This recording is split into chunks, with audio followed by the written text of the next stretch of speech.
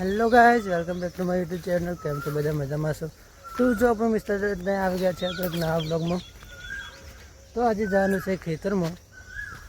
ખેતરમાં જઈને બતાવીશું આપણે નવી વાડી, એમાં લીંબુ કેમ વેચીએ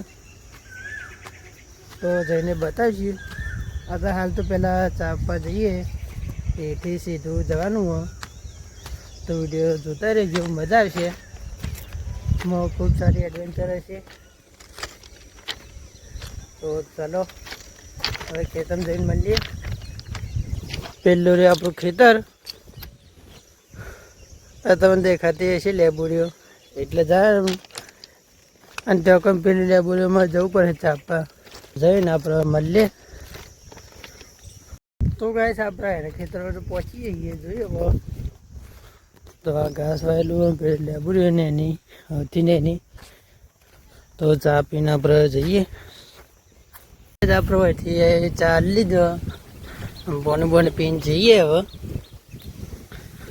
તો એ રહ્યો આપણે. તો ગઈશ હવે આપણે અહીંથી વચ્ચેથી નીકળીએ.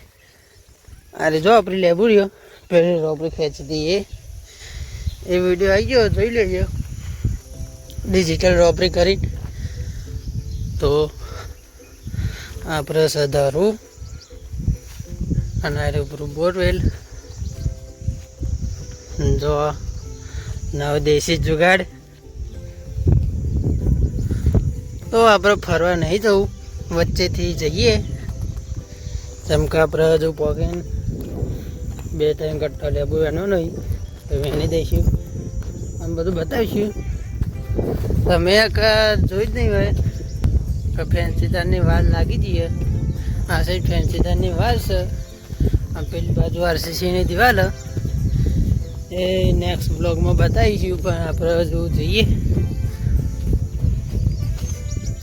હા જો ભેણું 2 દાર પહેલાં પાણી મારી દઉં તો જોઈ લે. ફેન્સીદારના થોભલા દેખાતા હશે.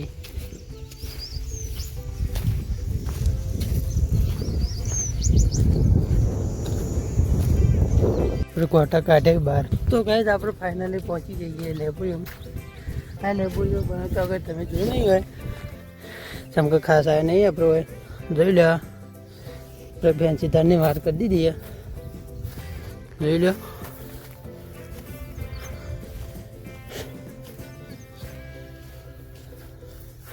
મોબાઈલ વાઈ દીધા. હા રગવાની હલવી દીધેલા પહેલાંથી.